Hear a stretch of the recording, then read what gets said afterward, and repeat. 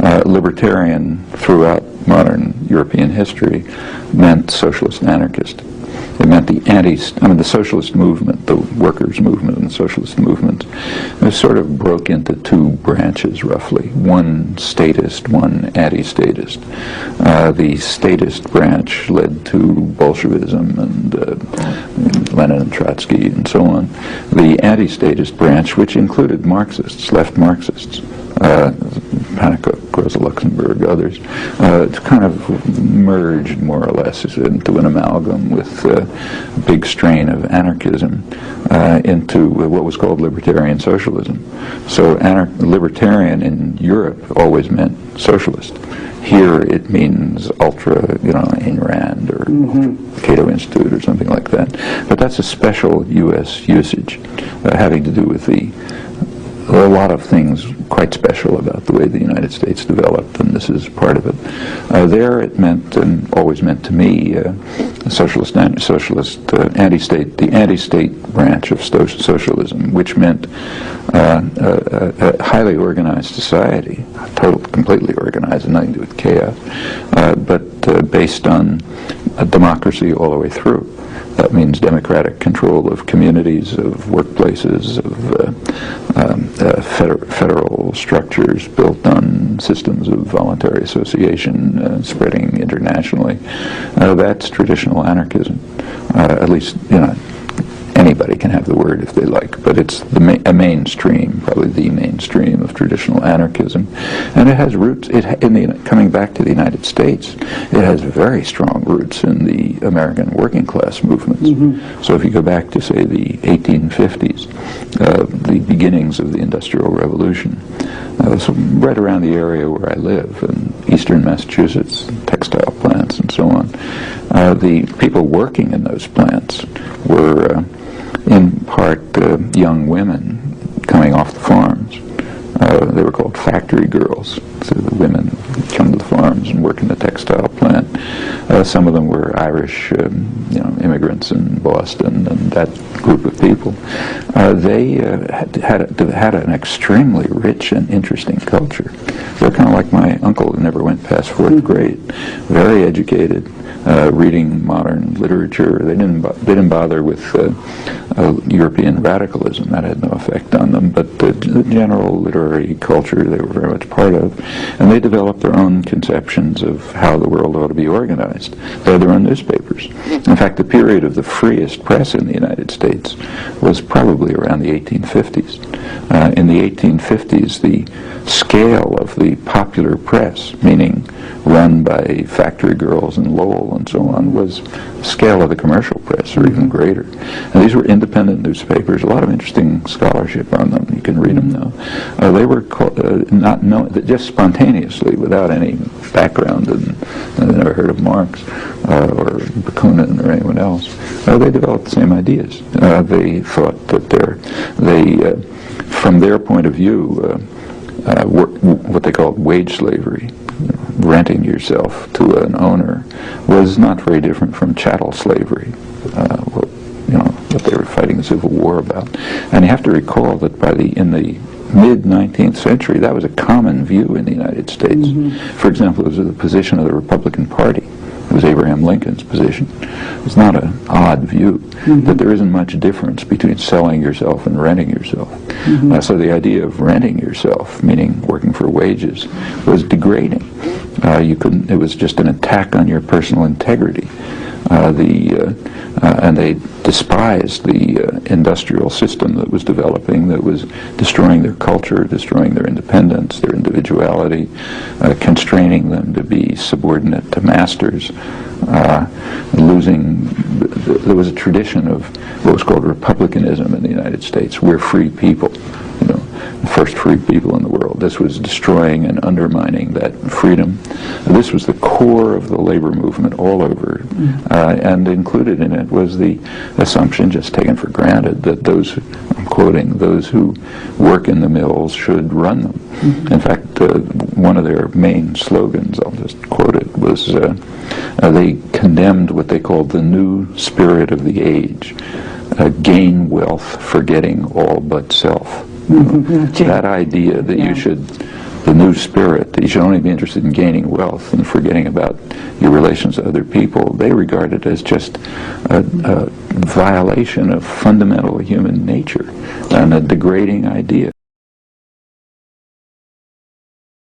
You've repeatedly defined anarchism as the view that the burden of proof is on the authority, and if that burden fails to be met, then the authority is illegitimate and should be dismantled. But you also seem to use the terms anarcho-syndicalism and our theme for today, libertarian socialism, interchangeably with anarchism. Is there a difference between these terms, and if so, can you describe the differences? Well, first of all, anarchism covers a very wide range. I mean, what you just quoted seems to me like a kind of a core principle. Anyone who's involved anywhere in anarchist movements should at least accept that authority is not self-justifying. Hierarchic institutions, authoritarian structures, structures of dominance and control have a burden of proof. I mean, they're not self-justifying. They have to meet a challenge. They should be challenged. And I think that everyone ought to be an anarchist in that sense. It doesn't carry any, then come further questions about what you do about it. But it ought to be challenged, and if it can't meet the burden of proof, which is usually the case, though not always, then they should be dismantled. This should be done everywhere, from families to international affairs, professions, science, whatever it is. Actually, it's kind of striking that in some domains it's just taken for granted. Like in the sciences, if you're science students, it's assumed that the task for students is to challenge. You're not supposed to just copy what you heard. The fields would die if they did. So you're supposed to challenge, request, demand evidence and proof, and if you can't find it, change it. But that ought to extend to all of life. Now, Anarcho-Syndicalism is a little bit different. That is a particular brand of anarchism, which was particularly concerned with things like workers' control by working people of production, the means of production, decisions over production. It's like a kind of a core part of it. That's the syndicalist part. Libertarian socialism is just the traditional word for anarchism. It's a French term originally, and so if you take a look at the French journals, Socialism, Libertaire, they're just anarchist journals. It's the non-statist component of the anarchist tradition, and a lot of it was anarcho-syndicalist in character. So one of the main French writers, Daniel Guérin, published major volumes on libertarian socialism. He's basically an but dealing with the anarcho-syndicalist variant of it. Of course, there are plenty of other things that call themselves anarchist. So this is by no means the whole story. Libertarian socialists envision and work to create a, predictably enough, libertarian socialist society. What would be the core features? What are the core features of that theory? What are the core features of that society? Well, apart from accepting the general principle of anarchism, it tends to concentrate on the productive system. So, for example, workers' control in industry, control of other institutions by people who participate in them. It's not inconsistent with what's sometimes called communitarian anarchism, which concentrates on control of communities by participants. In fact, they generally, both groups think these ought to be integrated. It's a question of where the focus of attention is. But I don't think they're real conflicts. It's just a question of what's prioritized, what's the center of concern and activity, what other things will flow from it. Partly tactical choices, partly ideas about where the source of creativity, power, search for freedom would be in a society. You can have different views on that. When we speak about anarchism, sorry. When we talk about anarchism, it's often about well, people understand it as not being organized, as being a kind of chaos. Well, but in fact, it's trying to find the institutions that can be effective but are minimally coercive. In a libertarian socialist society, what kind of institutions would that be? Well, within the main libertarian socialist, especially anarcho-syndicalist tradition, what's assumed is it should be a highly organized society. It should be based on popular control at every level. So begins with, for example, control by working people of whatever institution they're working in, factory, offices, whatever it might be, and control of communities. And then these should be integrated through voluntary association. They could be regional. Then there should be federated structures that extend beyond, and on to organization of international society. But it should be highly organized, though controlled from below, not I mean, anything complex is going to have some degree of representative decision-making, but always under direct control and recall and so on. So it's kind of a, sort of pure democracy, if you want. Mm. In fact, the example, take say, the major achievement of mainly anarcho-syndicalist development was libertarian Spain, and it didn't have a lot of time. It was wiped out pretty soon, but it was what developed rather quickly was a fairly organized society with a lot of interaction between agriculture and industry and communities and so on. Pretty successful economically, too. Now, libertarian socialists traditionally insist that the organizational structure of our organizations must prefigure the desired society. So, for instance, if we want a direct democratic society, then we should use direct democracy here and now. Why is that so important? Well, the traditional idea goes back to Bakunin, is that the way to carry out social change is to build the seeds of the future within the present society. To try to, what's really involved in social progress ultimately is a kind of change of consciousness, not just organization, but just letting different values and different concerns come to prevail. And the way that happens is through participation and action, not by reading about it. And one of the ways to do it is to start with direct democracy where you are. And and there are a lot of ideas about how to do this. Work sharing, lots of possible, decision-making, common decision-making, and that helps.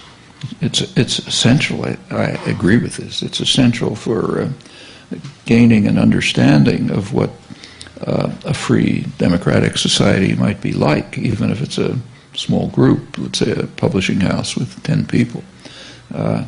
And you learn, you experiment, you see what works, what doesn't work, you can go on to bigger things. If one was to build a libertarian socialist organization, what would be the core features of it? What would be the core elements? Well, core elements, first of all, would be authentic participation. That means everybody, not one person's a secretary, one person's a janitor, one person does the finance, and therefore you kind of automatically get a hierarchy of decision-making based on role in the system, but really participating. That doesn't mean everybody can do everything, like, I can't be a surgeon, somebody else can. But it means that in anything that involves decision-making functions, it should really be shared. It should be true in, say, universities, like where I am, or publishing houses, or factories or anywhere else. That's the beginning.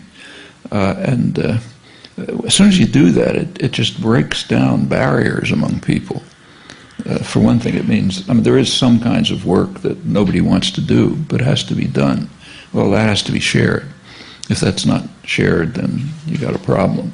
But that can be instituted. A joint participation, decision-making can be instituted.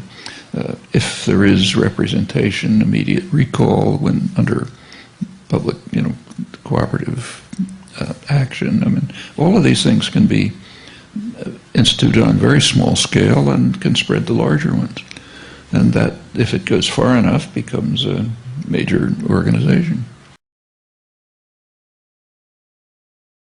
Well, let me begin by referring to something that I've already discussed. That is, if it is correct, as I believe it is, that a fundamental element of human nature is the need for creative work, for creative inquiry, for free creation without the arbitrary limiting effects of coercive institutions, then, of course, it will follow that a decent society should maximize the possibilities for this fundamental human characteristic to be realized.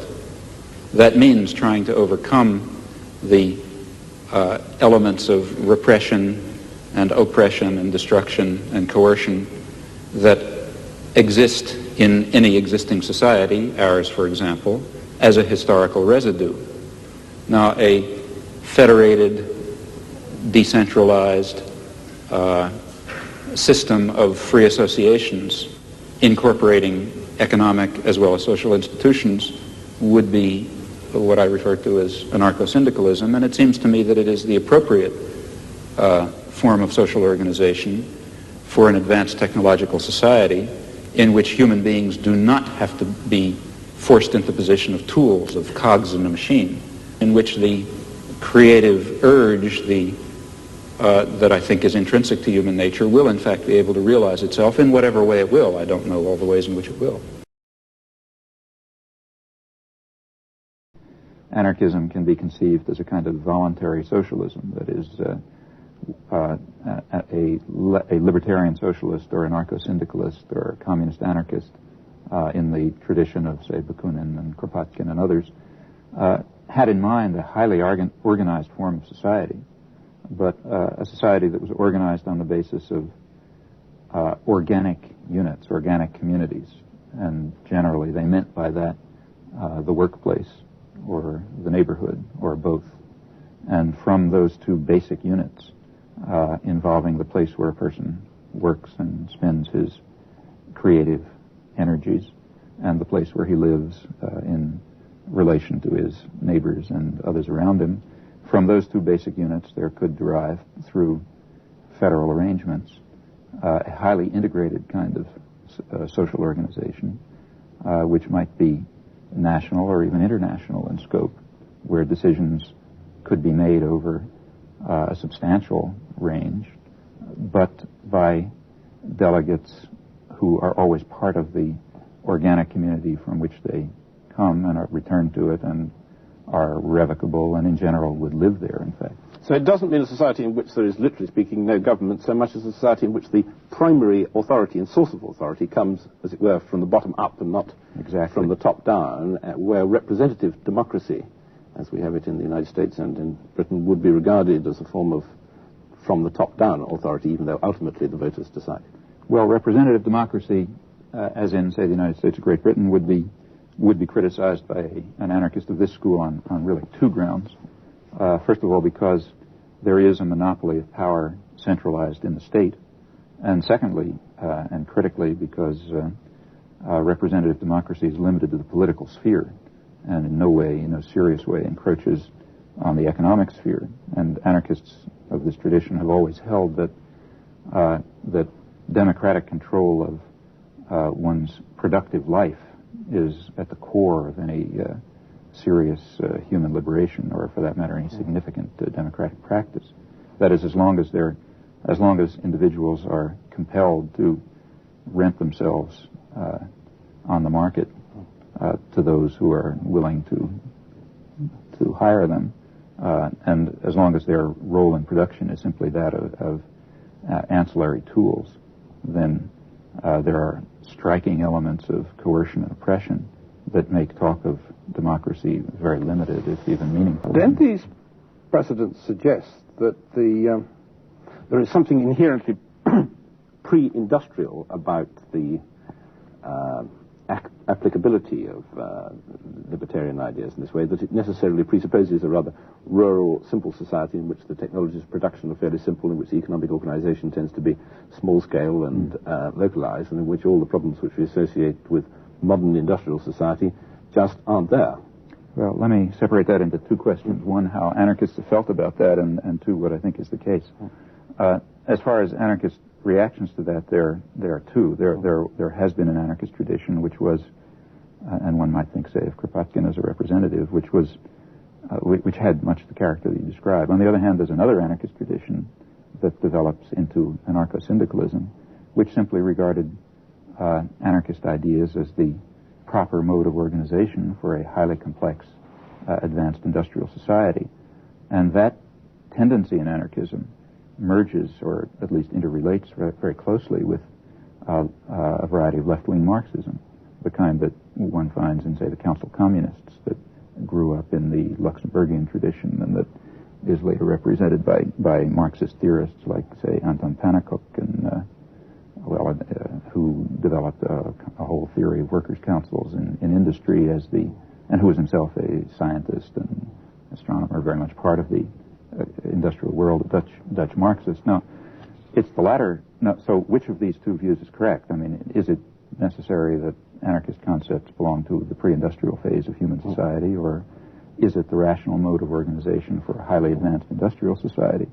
Well, I myself believe the latter. That is, I think that industrialization and the advance of technology raises possibilities for self-management over a broad scale that simply didn't exist in an earlier period, and that, in fact, this is precisely the rational mode for an advanced and complex industrial society, one in which workers can very well become masters of their own immediate affairs, that is, direction of and control of the shop, but also can be in a position to make the major substantive decisions concerning the structure of the economy, concerning social institutions, concerning planning regionally and beyond, because they can have, in fact, objectively now, that is, technology permits and industrialization permits, institutions do not permit them to have control over the requisite information, the relevant training to understand these matters. A good deal can be automated. Much of the necessary work that is required to keep a decent level of social life going can be really consigned to machines, at least in principle, which means humans can be free to undertake the kind of creative work which may not have been possible objectively in early stages of the Industrial Revolution. I'd like to pursue in a moment the question of the economics of an anarchist society, but could you sketch in a little more broadly the kind of political constitution of an anarchist society as you would see it in modern conditions? Would there be political parties, for example? What forms of government, residual forms of government, would in fact remain? Well, let me sketch what I think would be perhaps a rough consensus, and one that I think is essentially correct. Beginning with these two modes of immediate organization and control, namely organization and control in the workplace and in the community. One can imagine a network of workers' councils at a higher level, representation across a factory or across branches of industry or across crafts, and on to general assemblies of workers' councils that can be regional and national and international in character. And from another point of view, one can project a system of governance that involves local assemblies, again, federated regionally, dealing with regional issues, crossing crafts, industries, trades, and so on, and again, general at the level of the nation or beyond through federation and so on.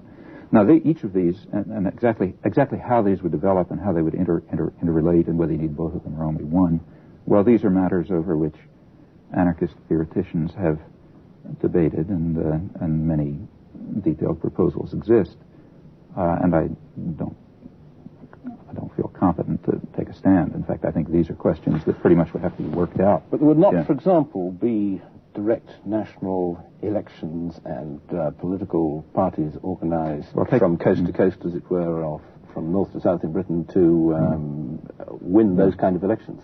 Would that? Because if there were, that would presumably create a kind of a central authority which would be integral to the idea of anarchism. Right. No, the idea of anarchism is that delegation of authority is rather minimal. That is, participants at any one of these levels of government, representatives at any one of these levels of government, should be directly responsive to the organic community in which they live. And in fact, the optimal situation would be that participation in one of these levels of government should, on the one hand, be temporary, and even during the period when it's taking place, should be only partial. That is, the members of a workers' council who are, for some period, actually functioning to make short-run decisions that other people don't have the time to make, should nevertheless be, in part, also continuing to do their work as part of the workplace or neighborhood community in which they belong.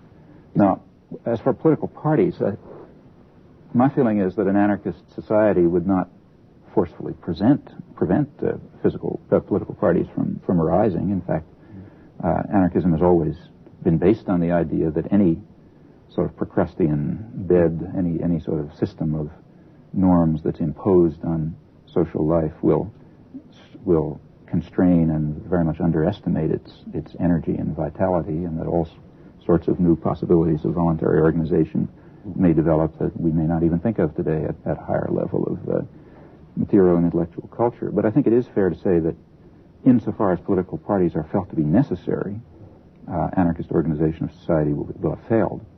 That is, it should be the case, I would think, that where there is direct participation in self-management in economic and social affairs, then factions, conflicts, differences of interest and idea and opinion, which should be welcomed and cultivated, will be expressed at every one of these levels.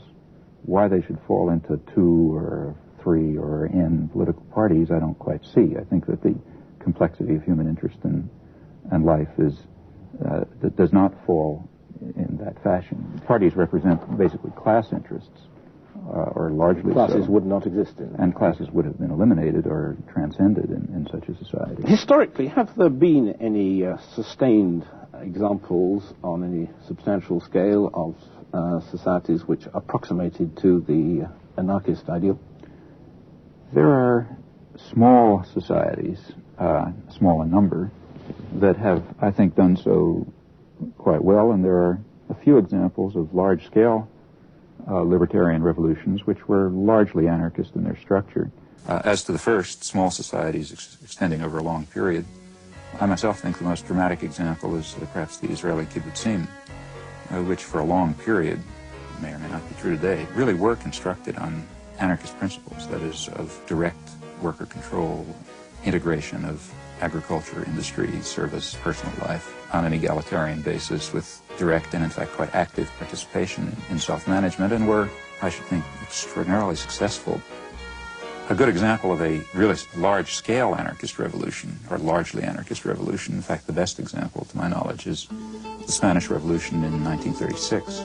And, in fact, you can't tell what would have happened. That anarchist revolution was simply destroyed by force, but during the period in which it was alive, I think it was inspiring testimony to the ability of poor working people to organize, manage their affairs extremely successfully without coercion and control. How far does the success of libertarian socialism or anarchism as a way of life really depend on a fundamental change in the nature of man, both in his motivation, his altruism, and also in his knowledge and sophistication? I think it not only depends on it, but in fact the whole purpose of libertarian socialism is that it will contribute to it. It will contribute to a spiritual transformation, precisely that kind of great transformation in the way humans conceive of themselves and their ability to act, to decide, to create, to produce, to inquire, precisely that spiritual transformation that social thinkers from the left Marxist tradition, from Luxemburg, say, on over through anarcho-syndicalists have always emphasized. So on the one hand, it requires that spiritual transformation. On the other hand, its purpose is to create institutions which will contribute to that transformation.